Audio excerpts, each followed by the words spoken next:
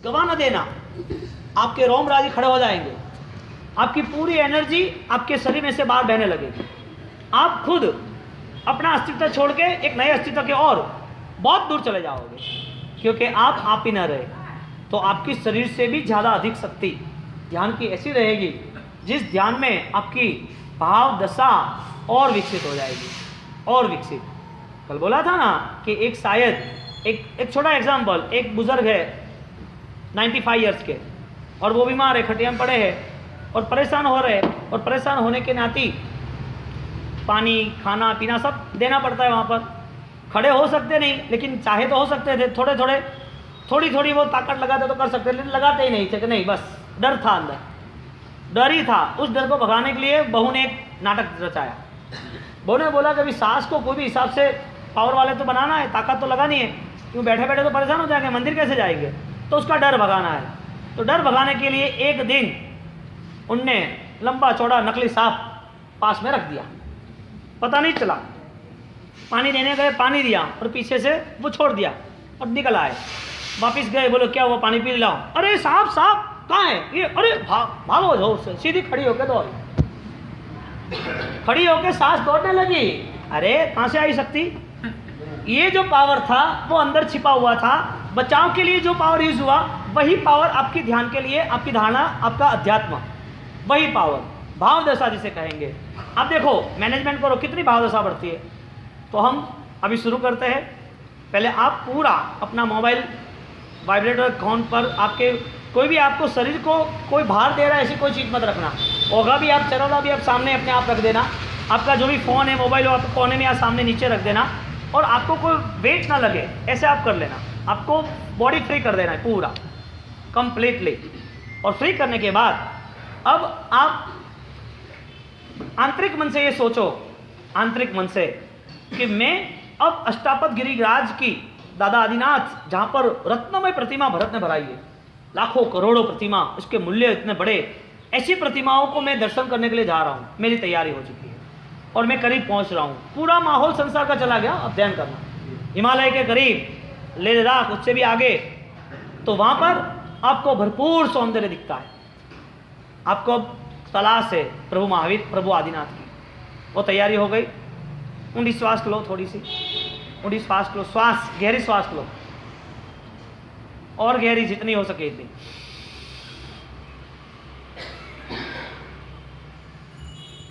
छोड़ो, वापस गहरी श्वास लो, 3 बार करना ये। छोड़ो, गहरी श्वास लो, छोड़ो।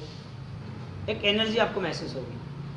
अब उसके बाद आपको बंद आंखों से, एक तो आपको सीधा ही बैठना है, रीढ़ की हड्डी से, कहीं भी टेढ़ा बैठना ही नहीं। उसके साथ अब आप शासन का एक छोटा सा श्लोक चल रहा है, श्लोक वो आप सुनना। नमोस्तु तव शासनाय, भगवान तेरे शासन को नमस्कार करते। आपने ये बात बताई, ये बहुमान भाव है कि आपने ये जीव दया का मार्ग नहीं बताया तो कितनी हिंसा करता, मैं कितना बड़ा आतंकवादी क्रूर बन जाता। इतनी बड़ी आपने जीव दया का पालन, इतना महाधर्म बताया। प्रभु बहुत आनंद आता है, दिल खुश है आज आपके लिए। परमात्मा आपके चरणों में लेट जाना चाहता हूँ, आपके कहीं दूर नहीं आना चाहता हूँ, बस आपको लपक के रहना चाहता हूँ। ये भाव के साथ परमात्मा की मिलन की अनुभूति शुरू हो गई है। आप सुनना आराम से, आपकी किसी की भी आंख खुली नहीं रहनी चाहिए, पहली शर्त ये है। आपको जो भी विचार आता है इसमें पॉजिटिव विचार करते रहो। तैयारी शुरू, रात आए तो थके सो जाओ, कुछ नहीं, शांत दशा का निर्माण ही नहीं हुआ। कभी 1 घंटे आराम से एक सामायिक सज्जाएं सन्निसम सज्जाएं करो, वो सम्यक दर्शन वाला, छिन्नई असुहम कम्मम, सब कर्म को छेदने वाला, समो इव सावो, साधु की तरह ये आस्वादन, ये मस्ती मुझे मिल रही है, ऐसी कोई भाव दशा का निर्माण ही नहीं हुआ। हमने तो हमारी जिंदगी पूरी कर दी, और जब भी कुछ करते हैं तो वो तो सब बिना चाय घुमाए एक्सीलेटर देना है, बिना चाय घुमाए एक्सीलेटर देना है, बिना भाव की क्रिया करनी है। तो बाहर की पूरी दुनिया अंदर लेके बैठे, दिन भर काम काम काम, खाली मन शैतान का घर, खाली मन मत रखो। तो मन में रखना क्या है? दुनिया के इतने सारे विचार लेने के बाद उसकी कोई आस्था श्रद्धा कोई निष्ठा ही नहीं बनी। उसने इतने सारे पापों से अपने लोग के पूरे चारों ओर पंजे लगा दिए, पूरा गुनाहों से निर्मित पूरा मन है, हाथ है। छोटी मोटी क्रियाओं से परमात्मा कहाँ निर्माण होंगे। गंदगी में आप गाड़ी भी खड़ी नहीं करते, जहाँ पर गंदगी होती है, कीचड़ होता है, वहाँ पर आप गाड़ी भी खड़ी नहीं करते 10 लाख की, 15-25 लाख की वैल्यू है। ये कचरे के मन में परमात्मा आएंगे क्या? हाँ, ये मन कचरा वाला, उसमें परमात्मा आएंगे क्या? साफ करना पड़ेगा पूरा मन। ये साफ करने की प्रक्रिया कर्मोक्ष है। वो साफ करने की प्रक्रिया मोक्ष का गतिगमन यानी कि शेर की चाल है। तो हम अभी यहाँ पर वापिस वो 5 मिनट का प्रयोग करेंगे ध्यान का। और वो ध्यान के प्रयोग में खाली मन शैतान का घर है। खाली मन में देखो शांति मिल रही है कि नहीं मिल रही। खाली मन में क्या भय हो रहा है, कितने कितने विचार आपकी आंखों के सामने आ रहे हैं, और वो भी आपके तीव्र भावों से करना है, तीव्र भावों से। आंखें बंद करें, मैं बोलूँगा आपको सिर्फ सोचना, लेकिन वो सोच गहराई पर चली जानी चाहिए। आराम से टटार बैठ जाओ, मैं बोलूँगा आपको कुछ नहीं बोलना है। हाँ, आराम से, कुछ भी नहीं। वो निकाल तो समझो। ठीक है, चल पहले ओम ह्रीं अर्हं श्री आदिनाथाय नमो नमः। ओम ह्रीं अर्हं आदिनाथाय नमो नमः। ओम ह्रीं अर्हं पार्श्वनाथाय नमो नमः। एक ध्यान आपको 1 मिनट के लिए करना है प्रभु शरण और स्मरण का, कि मैं प्रभु के शरण में हूँ। आपको जो भी परमात्मा के प्रति लगाव, आपके गांव के, सिद्धाचल के, शंकेश्वर के, आपको जो भी लगाव हो, गुरु महाराज मोहन खेड़ा के, जो भी लगाव हो, आपको लगे इंदौर के मेरे ये सिमंदर स्वामी का लगाव है, आप वो ध्यान में रखो। अब ध्यान में रख के भी इनकी स्थिरता करो, मगर मैं दूसरे विचार ना आए, क्योंकि मैं 2 स्टेप और आगे ले जाने वाला हूँ। आदिनाथ भगवान का स्मरण है आपका, और मनोमन आप उसके करीब हो। मैं यहाँ से धीरे धीरे बोलूँगा, आपको एक भी आवाज़ निकाले बिना ही आपको वो बात को भी मन में ही आपको रखनी है। आपको लगे मुझे बोलना है तो मन के विचारों से बोलना, होठों से नहीं।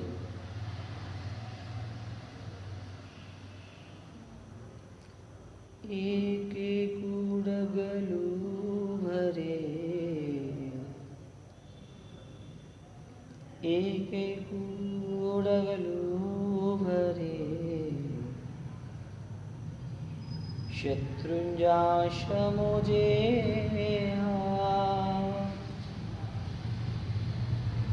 ऋषभ गहे भव क्रोड़ना। हो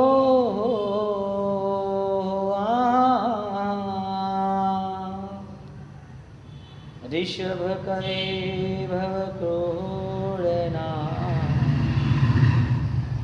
कर्म खपावे ते, कर्म खपावे ते। जय जय दादा आदिनाथ,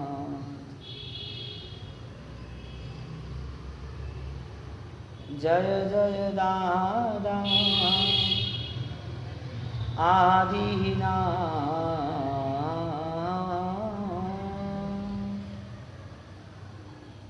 जय जय दादा आदिनाथ, जय जय दादा नेमीनाथ, जय गिरिराज, जय गिरिराज।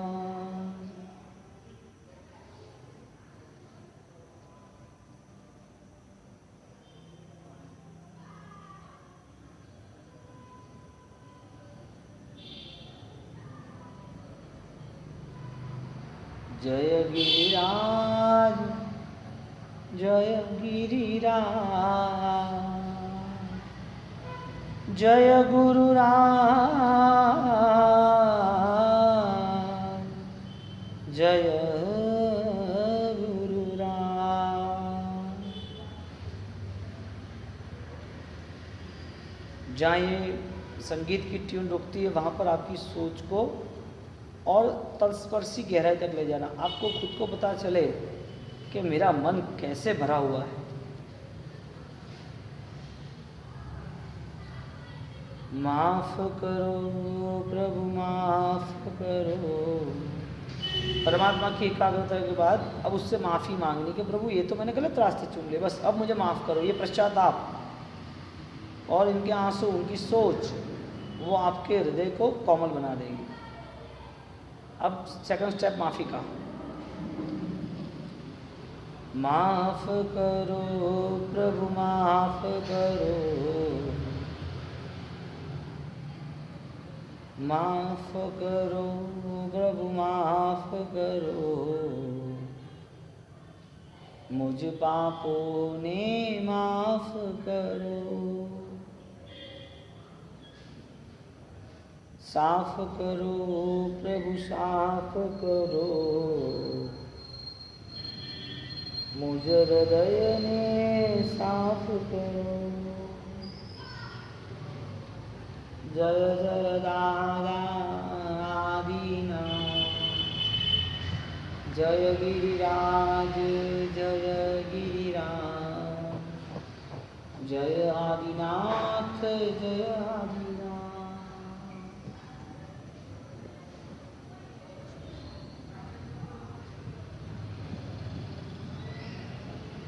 सोच नहीं बदलेगी तब तक कोई ध्यान नहीं रहेगा। सोच में आना चाहिए क्या करना है। तीसरा स्टेप, अब आनंद है प्रभु आपने हमें स्वीकार लिया, और प्रभु आपने स्वीकारने के बाद आपके इस जिन शासन को मैं बार बार नमस्कार कर रहा हूँ, और मैं और आनंदित बन रहा हूँ और मुझको खुशी है। तो इसका ये बहुमान भाव वो कभी आपको दूर नहीं होने देगा इस भाव से। इसके लिए तीव्र भाव से वो भाव दशा को प्रकट करना, तीव्र भाव से। नमोस्तु तस्मै तव शासनाय, नमोस्तु तस्मै तव शासनाय, नमोस्तु तस्मै तव शासनाय, नमोस्तु तस्मै जिन शासनाय।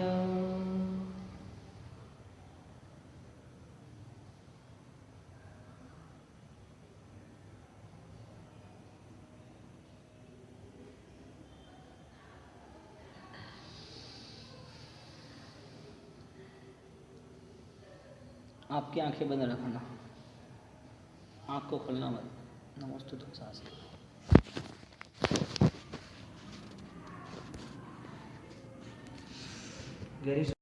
ज्योत का प्रकाश अलग नहीं है।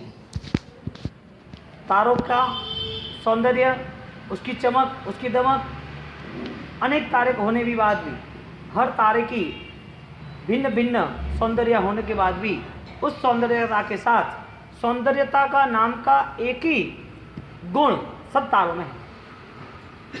फूलों की सुवास अलग अलग जगह से उठती है, लेकिन उसकी महक, उसका सौंदर्य एक ही है। ऐसे भिन्न भिन्न व्यक्ति में भिन्न भिन्न भाव उठते रहते हैं, लेकिन वो भाव धार्मिकता के होते हैं तो वो केवल क्या प्रकाश सबके लिए एक है, जो हम गुणस्थान का क्रमारोह कहेंगे। तो केवल ज्ञान की ज्योत, उसके ज्योति का, उसके करीब आने की तैयारी, लपक देकर एक दीपक जल जाता है, शुरू हो जाता है। परिस्थिति यह होती है कि इंसान इतना दूर क्यों इससे, इंसान के लिए ये सब दुविधा क्यों। तो हमने बार बार इस इंदौर प्रवचन माला में अभिधान राजन को उसके 7वें भाग में संयोग पद से हमने बार बार यही सोचा, सुख के पीछे सुख, सुख के पीछे दुख, हमारे महापुरुषों के आदर्श, महापुरुषों की जीवन शैली द्वारा उनके जीवन में सफलता बार बार सुना। जब कल हमने छोटा सा प्रयोग किया 10 बजे कि हम 5 मिनट के लिए ध्यान में जा सकते हैं तो कैसा। और आप यहाँ से यदि सुन के भी जा रहे हो तो आपके पास समय है या नहीं मुझे पता नहीं है, लेकिन मेरी ऐसी कोशिश है कि आप स्वयं में पुरुषार्थ करो और वो पुरुषार्थ की सिस्टम यहाँ से शुरू कर दो। शायद 1 बाय 1 आप कई प्रश्न खड़े करो और दूसरे कई लोगों को समाधान देना पड़े। इससे अच्छा है कि समाधान की फॉर्मूला एक साथ सब सेट कर ले एक ही साथ। तो आज हम विचारों की इतनी लंबी चौड़ी यात्रा के बाद अब सही में विचारों की मंजिल के करीब जा रहे हैं। जो बात इतने दिनों से हमने सुनी है, इतने दिनों से हम बार बार घूट रहे, अब उसका क्या रंग आया वो देखते हैं। यानी कि स्वयं का आंतरिक निरीक्षण वो आपके लिए अत्यंत आवश्यक और अत्यंत शीघ्र होना चाहिए। आप यदि इस मन को, विचार को, इस ध्यान को आप तैयार नहीं कर पाओगे तो आपके लिए आगे भी बहुत कठिनता होगी। यानी कि इस चातुर्मास की प्रतीति नहीं रहेगी जिसे हम फलश्रुति कहेंगे। तो वर्षावास जमीन को पल्लवित कर देता है, ऐसे हमारी जो जमीन है आरोग्य वही लाभम, हमारी जो भूमि है, धरती है, जिसे हम विचार कहेंगे, आत्मा कहेंगे, धर्म कहेंगे, वो सुसुप्त है तो उसे पल्लवित करना है। वो सुखी है तो उसे संवेदनशील और पानी छांट के उसको भिगोनी है। ऐसा पानी का बाढ़ आ जाए वो कहीं सूखा एक जगह भी ना रहे, एक भाग भी ना रहे। तो उसके लिए मन के विचारों को हम उस जगह पर ले जाना चाहते हैं जहाँ हमारा खुद का ही जीवन निर्मित होता है, जहाँ हमारा जन्म शुरू होता है। हमारा जन्म यदि प्रसन्नता का होगा, खुशियों का होगा, तो वो जन्म बहुत सारी नई खुशियाँ लेके आएगी आपके लिए। तो आपको विचारों के सहारे, सोच के सहारे अब पूरा आपका पास्ट टेंस जो है उसे आपको डिसॉल्व, बिखेरना है, खत्म करना है। आपका जो भी भूतकाल था, चाहे धर्म की क्रिया का था, चाहे पाप की क्रिया का था, चाहे संघर्ष और द्वंद्व का था, चाहे रोष और द्वेष का था, जो भी भूतकाल में पिछले कई सालों में आपके पास जो भी घटनाएं हुई है वो घटना आपकी आंखों के सामने बार बार आ रही है। उस घटना से आप कैसे दूर हो सकते हो? क्योंकि वो घटना आज की है, लेकिन वो संस्कार थे, इसके लिए घटना घटी। पत्थर पे आग क्या करेगा? पत्थर है और आग लगा दी, उसमें ऐसा कोई गुण ही नहीं है कि वो जल के राख हो जाए, क्योंकि पत्थर जलने का स्वभाव है ही नहीं, लकड़ा जलने का स्वभाव है। तो हमारा आत्मा इस संसार की आगों को छू क्यों लिया? हमारा आत्मा ऐसा नहीं था। हमारा आत्मा जो है, यानी कि हमारा जो वैयक्तिक जीवन है, व्यक्तिगत जीवन, उस जीवन में परमात्मा ने अपार संपदा उपस्थित है, ऐसा हमको बताया है। अपार संपदा जिसका कोई भी रुकावट, कोई भी मर्यादा, कोई भी कंट्रोल नहीं है। यानी कि कोई लक्ष्मण रेखा नहीं है जहां आप रुक जाते हो। इस आत्मा की अनंत स्थिति है, अनंत ज्ञान के साथ, अनंत सुख के साथ। तो सुख पाने की करीबी अवस्था, उसे हम ध्यान से, विचारों से बैलेंस बनाना चाहेंगे। यानी कि आप यहाँ के बाद में रविवार के दिन अपन सुबह 9 से 10:30 पूरा ये डिवाइन मेडिटेशन, एक विचारों की श्रृंखला उसके नाते ले जाएंगे। तो ये दिनों में, ये 2 दिन आपको, जो बुध और गुरु 2 दिन है, 2 दिन में आपको यहाँ पर थोड़ी थोड़ी प्रैक्टिस।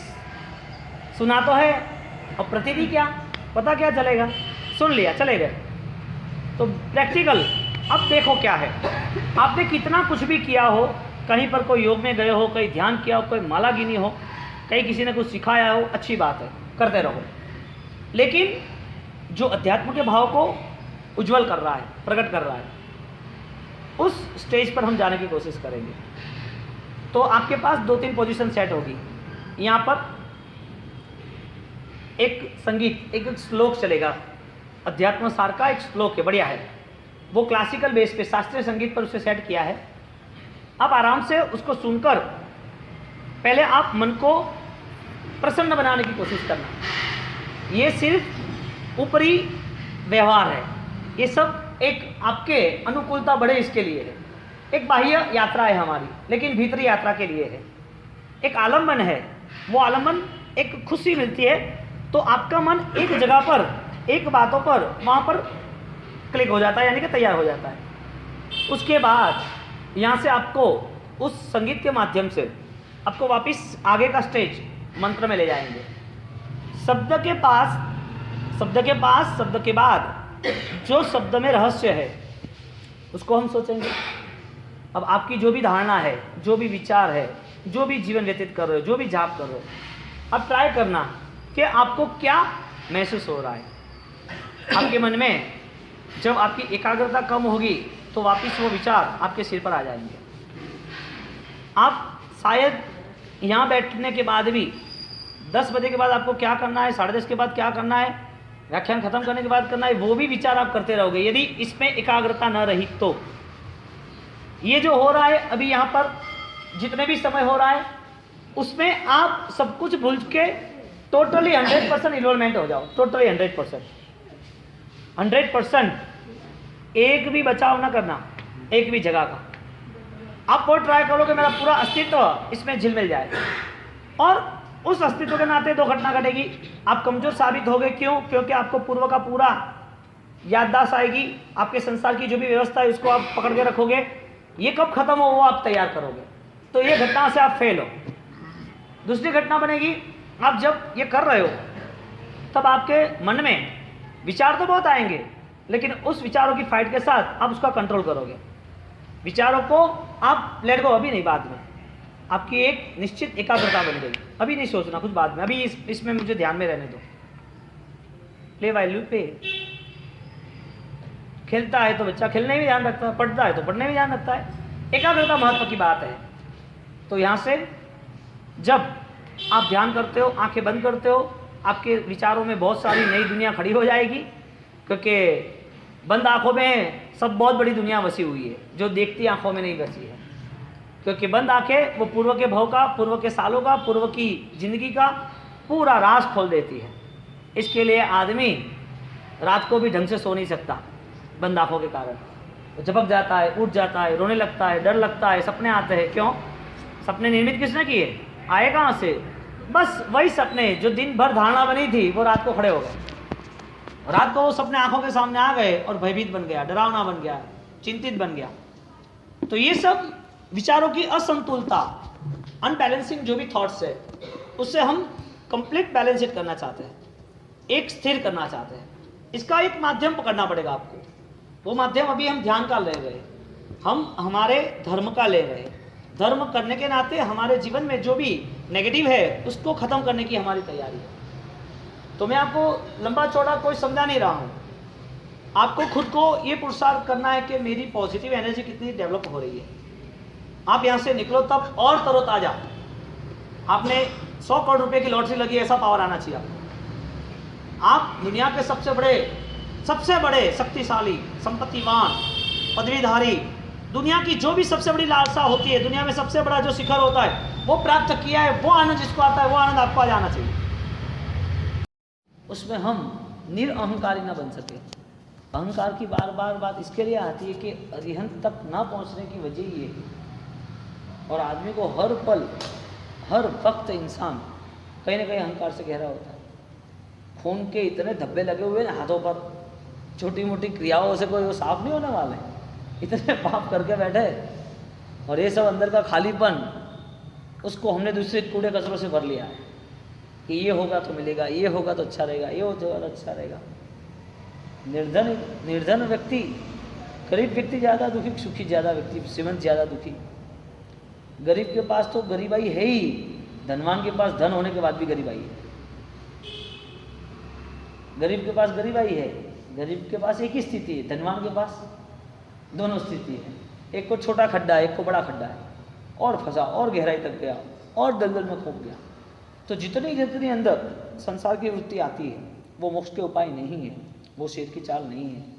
मोक्ष के उपाय के लिए उसकी चाल इस संसार के मोह के त्याग से निर्मित होती है। और मोह के त्याग के बिना यदि कोई भी अनुष्ठान हुआ, कोई भी धर्म प्रवृत्ति हुई, कोई भी प्रवृत्ति की, तो वो आज नहीं तो कल फलीभूत तो नहीं है। दुनिया लग रही है अपने को, दुनिया में सब दिख रहा है कि अच्छा है, ये निर्मित हो रहा है, इसका ये इसकी उपस्थिति या इसके पास रही हुई चीज सामग्री साधन संपन्नता वो योग्य है, ये सब हमारा भ्रम है। पेड़ पूरा एक या भिन्न है मूल से, आप बोलेगे वो भिन्न है, आपकी दृष्टि भिन्न है इसके लिए। बड़ा वृक्ष और जमीन में छिपी उसकी जड़, वो एक या अलग है, आप बोलोगे अलग है, क्यों भाई एक नहीं है? भिन्न किसने किया? एक जगह पर मिट्टी, एक जगह पर मिट्टी नहीं है, बाकी है तो एक ही।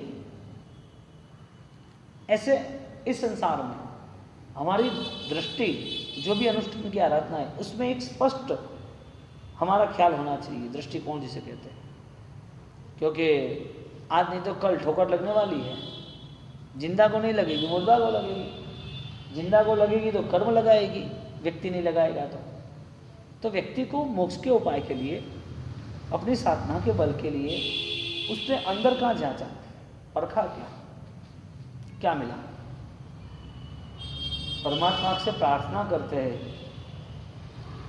ये चंदन वाला और उसकी एक अच्छी ट्यून है, इसकी ट्यून की शुरुआत ये रहती है, पगला पाड़ो नेक बार, पगला पाड़ो नेक बार, मारा जीवन ने सुनी पग था, मारा जीवन ने सुनी पग था, पगला पाड़ो नेक बार। पगला पाड़ो यानी कि प्रभु आपको आमंत्रण दे रहे, आप पधारो, आप क्यों नहीं हमारे यहाँ आते, हमारे जीवन में आप पधारते क्यों नहीं? ये आमंत्रण कौन देते हैं? चंदन बाला। अब देखो इतने सारे जीवन में आदमी ने कुछ पाया हो, उसका इतिहास और आगे जाके उसकी ही फलश्रुति मिली। बाकी तो इतने सारे इंसान इस पृथ्वी पर जन्म लेते हैं और मर भी जाते हैं, किसी को कोई गणना नहीं। अपना छोटा परिवार है उसमें वो सोचता रहता है मेरे ये पिता ये पिता ये पिता हो गए तो क्या हुआ? तो यहाँ विदा होने के लिए थोड़ी आए हैं, यहाँ तो अमर बनने के लिए आए। विदा तो सब लोग हो गए, जन्म के बाद मृत्यु तो निश्चित है। तो इस जीवन में हमारे पास ऐसा कौन सा बल निर्मित होता है जो हमें हमारी आत्मा को सुकून दे वाला हो? तो परमात्मा से प्रार्थना की आप पगला पाड़ो, अब मेरे यहाँ पधारो, मेरे जीवन में मैंने आंगन बनाया है, रोशनी जलाई है, चारों ओर दीपक जल रहे, पूरे चारों ओर रंगोली बिछाई है और अच्छे से कुमकुम साथिया और अक्षत लगाए हैं, और इस दीपक की रोशनी में हम बार बार वो ख्याल करते प्रभु अभी आएंगे अभी आएंगे अभी आएंगे। सोचो एक प्रीतम की तरस है, विरह है कि वो कब आएंगे, ऐसे एक परमात्मा का विरह है कि मेरे प्रभु कब आएंगे। भक्त का हर वक्त यही सौदा रहता है संसार के लिए, भक्त का संसार के लिए यही सौदा रहता है कि हर चीज़ करने के बाद मुझे परमात्मा मिलते हैं तो हर चीज़ का मूल्य चुकाने के लिए, क्योंकि सौदा किसने किया है? भगवान बनने के लिए किया। किसने किया है? भक्त ने किया है। यदि इतना महंगा भी सौदा है तो भी भक्त को पसंद है, और महंगे सौदे में आपके पास कुछ भी ना होगा तो चलेगा, महंगे सौदे में। लेकिन सबसे बड़ा यदि कोई आप अनुदान कर सकते हो तो वो अपने आप का कर दो। जो पराया उसको चाहिए ही नहीं भगवान। आपने भगवान तो पुष्प चढ़ा दिए कुदरत के, पैसे चढ़ा दिए वो पूर्व के पुण्य के, ये देह से पूजा कर ली, वो भी आपका नहीं है, वो जो भी छूट जाने वाला है। आपने परमात्मा को दिया क्या?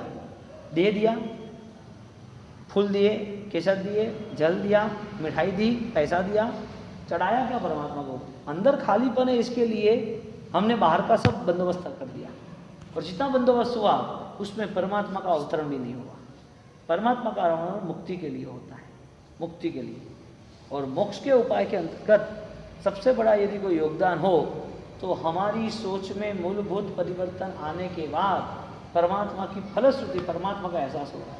अभी हमें ये बात इसके लिए नहीं बैठेगी कि हम दुनिया की बड़ी विचारों का संसार लेके बैठे हैं पूरा, और इस विचारों के संसार में ये छोटी बात यहाँ सुनने के बाद क्या करें। यहाँ पर सिर्फ छोटा रास्ता बताया कि कितना राग का त्याग, कितना मोह का मारण मोह के लिए कितना विस्मरण तैयार है। जो चीज़ नाशवंत है उसके लिए हमारी पूर्व तैयारी क्या है। यदि सम्राटों के लिए धन भी कम लगता है और नया धन पाने के लिए वो धन को छोड़ने की उनकी अभिलाषा हो जाती है और पूरी दुनिया पीछे पड़ती है, धन नहीं छोड़ो, राजपाट नहीं छोड़ो, परिवार नहीं छोड़ो, आप पद प्रतिष्ठा क्यों छोड़ रहे हो, ये मत करो आप, तो उसकी आत्मा में ऐसे कैसे भाव आए होंगे चक्रवर्ती के। तो वो साधु श्रवण मुक्ति की आराधना, और वो भी कठिन कष्टदायक के बाद भी वो तैयार है, सब कुछ झेलने के लिए तैयार है। ऐसा कैसे मन तैयार हुआ होगा। ये भाव आने कठिन है, ये भाव आने ही कठिन है। आप एक पेड़ लगाकर, एक पेड़ के बीज की जतन कर कर उसको वृक्ष बनाकर, शायद ऐसे 100 पेड़ लगाकर 20 साल तक उसका जतन करके ऐसी हरियाली या ऐसा अच्छा सा एक बड़ा सा वन यानी कि बड़ा सा जंगल बना सकते हो, छोटा छोटे छोटे 20-25 पेड़ करके। शायद ये सब जतन करना सरल है, इसको संभालना भी सरल है। जतन कर सकते हो पेड़ का, पौधे का, देह का, परिवार का, पैसे का, बनाई हुई घर का, लाई हुई गाड़ी का, गहने का, सबका जतन, सबकी सुरक्षा कर सकते हो। लेकिन आपके पास जतन करने के लिए परमात्मा भक्ति के भाव ही नहीं, उसका जतन असंभव हो गया। तो धनवान के लिए धन फीका पड़ गया। ऐसा क्यों? पद की गरिमा अब उसे दिखने लगी कि इसमें कुछ नहीं है। और आप देखो दुनियादारी कितनी विपरीत, कितनी मूर्ख है। जिसको सूली मारते हैं जिंदा नहीं, उसको मुर्दे होने के बाद सिंहासन में बैठा दे। प्रभु महावीर को उपसर्ग करने वाली जनता, और प्रभु महावीर को वापिस सिंहासन में बैठाए, मर जाओ बाद में सिंहासन में बैठाएंगे। आप देखो जीसस को मारा, बुद्ध को मारा, सबको, जो भी साधक बने दुनिया उसके पीछे पड़ गई, क्योंकि दुनिया को ये चाहिए ही नहीं। दुनिया को पूरा संसार, विचार, ये दुनियादारी, इसके बिना तो हमारा जीवन कैसे चलेगा। इसके लिए दुनिया चाहिए। दुनिया जिसको नहीं चाहिए उसको मार डालो। मारा, आग लगाया। प्रभु महावीर के पीछे क्या हुआ? लोगों ने क्या किया? मारा मारी की, उपसर्ग किए, परेशान किया, और फिर मर गए तो बैठा दिए सिंहासन में, बैठ जाओ समोसरण पर गए। ये दुनिया है आपकी, और आपको मजा आ रहा है इसमें। मोक्ष के लिए उपाय नहीं है। मोक्ष के लिए तो उपाय एक ही है कि दुनिया कुछ भी हो, दुनिया किसी को भी कुछ भी मारे या करे, दुनिया में कोई भी रंगराज नए पुराने बनते रहे, लेकिन मेरी आत्मा की स्थिति ये नहीं है, मेरा आत्मा का ये बल नहीं है। मेरे भीतर जो भगवान है उसका ही मुझे प्रकटीकरण, उसका ही पुरुषार्थ परिश्रम करना है। तो भीतर के भगवान का पुरुषार्थ का परिश्रम, उसका मोहनीय कर्म के क्षय क्षम से होता है। मोहनीय कर्म, मोह यानी राग, मोह यानी संसार की वृद्धि, मोह यानी संसार के प्रति आसक्ति, मोह यानी जो अपने हमारे सामने जी दिख रहा है उसके प्रति या धिक्कार भाव, उसके प्रति लगाव भाव। जो नहीं दिखता है उसके लिए कुछ नहीं। आत्मा दिखती नहीं, इसके लिए कुछ पुरुषार्थ नहीं। देह दिखता है तो उसके लिए सब पुरुषार्थ है, संसार दिखता है तो उसके लिए सब पुरुषार्थ है। तो उसको आत्मभाव को स्थिर करने के लिए वो चिंतन क्या करेगा? वो देखना, खाली मन बनेगा ही नहीं कभी भी, बहुत कुछ भरा हुआ है। और आपको वो सिखाया जा रहा है जन्म से, खाली मन शैतान का घर होता है। क्या सिखाया जाता है? भर दो ना वो, लेकिन परमात्मा से क्या वो सिखाया जाता है? खाली मन शैतान का घर होता है, व्यस्त रहो बस। 15 आज हमारा विषय है शेर की चाल। हमने जो भी 15 सब्जेक्ट हमारे पूर्ण हुए हैं, जिसमें हर एक सब्जेक्ट का 3-3 डिवाइस, 3-3 पार्ट किया था। आत्मा है, आत्मा नित्य है, कर्म का कर्ता आत्मा है, कर्म का भोक्ता आत्मा है, मोक्ष है। 15 हो गए। आज 16वां मोक्ष के उपाय, मोक्ष का उपाय है। तो यानी कि मतलब आपकी जो भी यात्रा हो रही है उस यात्रा को मुक्ति की यात्रा है, यानी कि वो निर्भय व्यक्ति ही कर सकता है, भयवान व्यक्ति कभी भी नहीं कर सकता। और संसार में निर्भय यदि कोई हो तो वो है शेर। सिंह भयवान नहीं बनता है कभी भी। यानी कि साधक कभी भी भयभीत नहीं रहता है। साधक यानी जो मोक्ष के उपाय को ढूंढने की कोशिश कर रहा है। तो मोक्ष के जो भी उपाय है उसमें हमारे यहाँ गुरु महाराज ने 2 शब्द बताए बहुत अच्छे से, वो भी उपाध्याय जी यशोवी जी महाराज ने भी बताए, दोनों के कंबाइन करें साथ में तो बात ये है कि दर्शन ज्ञान चारित्र की जो आराधना है वो मोक्ष का उपाय है, ये हमें पता है। लेकिन इसे हम थोड़ा ढंग से सूक्ष्म तल से देखने जाए कि जो मोक्ष के उपाय के लिए यदि चारित्र जीवन बताया, श्रावक जीवन बताया, यदि निर्भयता बताइए, तो मोक्ष चीज़ क्या है? उसको प्राप्त करना है कि जो है उसे प्रकट करना है। प्राप्त करना यानी बाहर से कुछ आपको लेके आना, जो आपका नहीं है उसका मालिकी बनने की कोशिश करना। प्रकट यानी कि जो आपका ही है लेकिन आपको वो खोजना है, वो मालिकी का भाव। तो बात ये बनी कि मोक्ष के उपाय के अंदर, मोक्ष का उपाय यानी क्या? वो बाहर की यात्रा या अंदर की यात्रा, बाहर से कोई प्राप्त करना या प्रकट करना। तो प्राप्ति का जो क्रम है उसके लिए सिर्फ हमें रास्ता बताया कि आपका भविष्य क्या हो सकता है, आपकी जीवन शैली में परिवर्तन क्या हो सकता है। तो एक बार एक व्यक्ति वो गांव से निकल रहा था, उसके मित्र भी साथ में थे। तो रात का समय था और एक चीज़ को ठोकर लग गई, वो थी इंसान की खोपड़ी, वो था गांव का मरघट, स्मशान। तो मरघट से आगे निकला और निकलने के बाद वो आगे चलता रहा, लेकिन जो खोपड़ी को पैर लग गया उसने खोपड़ी उठा ली। अब मजे की बात, मित्र लोग परेशान हो गए, अरे ऐसा क्यों करता है, खोपड़ी तो उठाई लेकिन उसको सिर लगा, यानी कि पैर, उसको वंदन किया। फिर वो घर पे लेके आ गया। लोगों ने बोला कि तो पागल हो गया, इससे क्या समझा है, खोपड़ी को उठा ली और सुबह शाम वंदन नमन दर्शन कर रहा है, भगवान के करने चाहिए, ये सब तो नहीं होता है।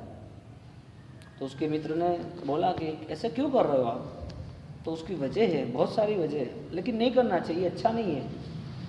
आपने इसको उठाया क्यों? तो कि देख ये है ना, इसको मैंने, यदि ये खोपड़ी वाला व्यक्ति जीवित रहता ना तो मुझे काट डालता, मार देता, इसके लिए मैंने माफ़ी मांगी उससे, मुझे माफ़ कर दे भैया। सिर झुकाया। तो क्या वो तो मरा हुआ है, उसमें क्या माफ़ी मांगनी? माफ़ी मांगने की वजह क्या थी? तो क्या वजह बहुत सारी है, मैं आपको बताता हूँ, आप भी बोलोगे कि हाँ सही है। तो क्या तेरे सिर पे सब पागलपन चढ़ गया, कोई मतलब नहीं। तो कि हम जिस नगर से निकल रहे थे उस नगर में भी इंसान ने इंतजाम करके रखा है अपने अभिमान का। अहंकार ने घोषणा की मुझे मान सम्मान पद प्रतिष्ठा मरने के बाद भी चाहिए।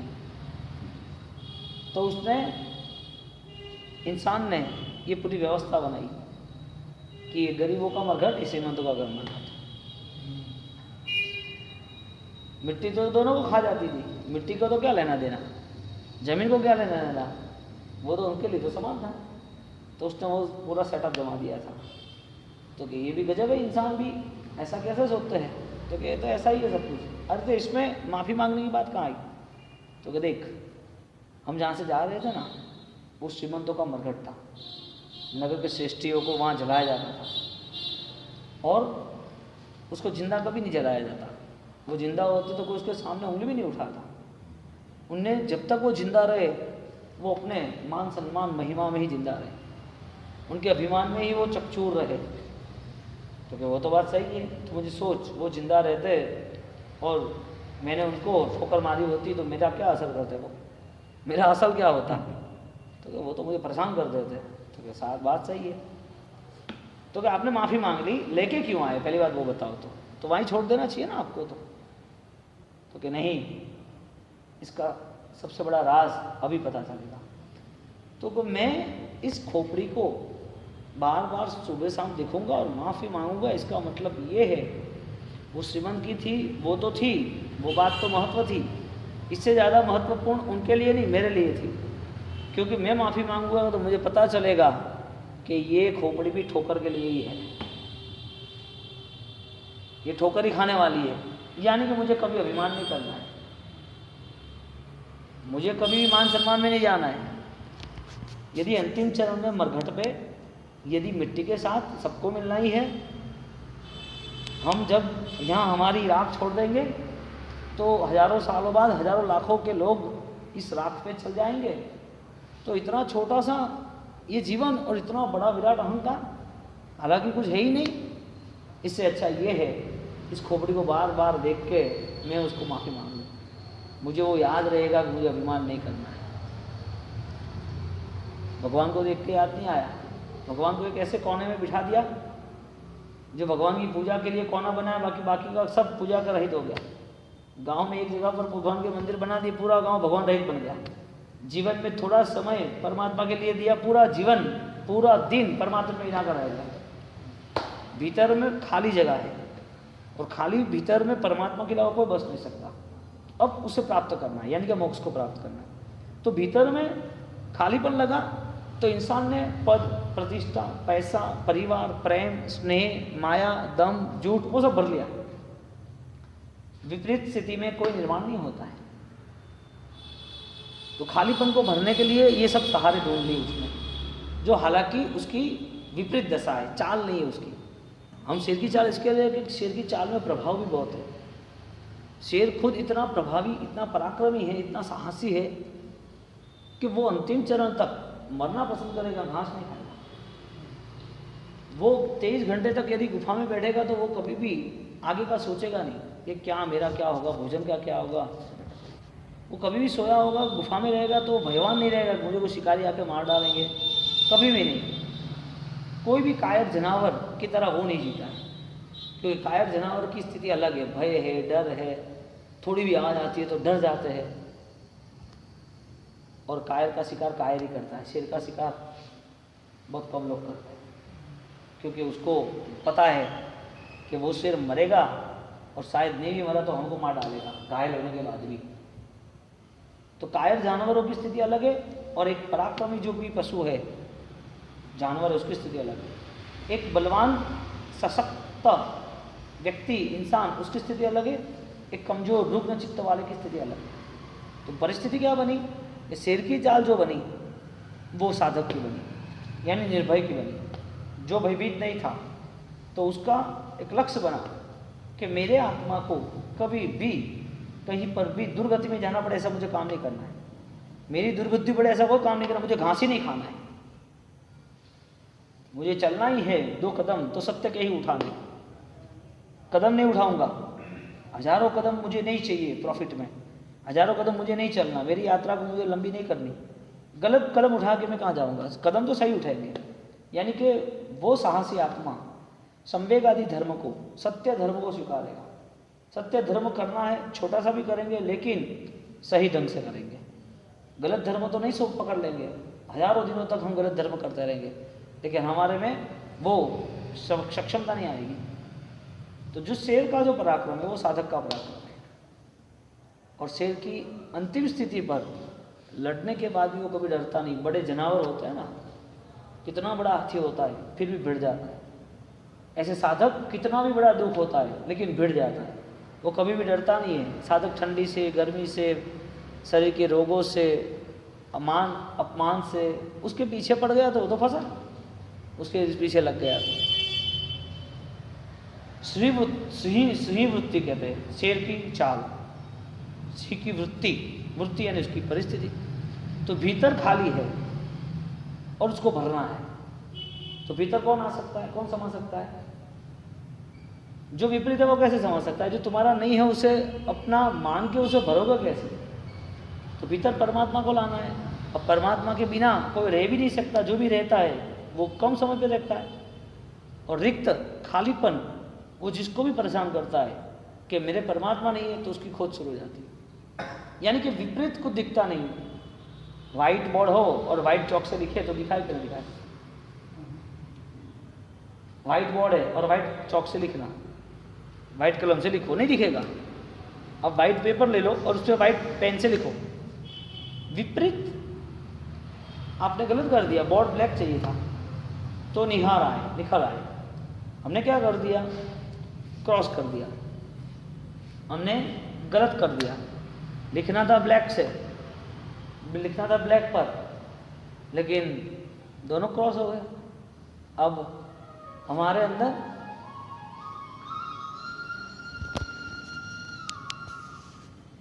अंदर खालीपन किसका है? परमात्मा का। कौन बैठ सकता है? परमात्मा कर सकते हैं। और हमारे जीवन में परमात्मा को बिठा